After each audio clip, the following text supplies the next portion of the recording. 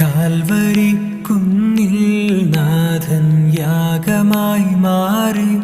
അന്നു കാൽനടയായി നാഥൻ മലമുകളേറി.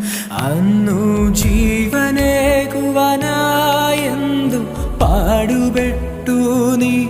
അന്നു ജീവനേകുവാനായെന്തു പാടുപെട്ടു നീ.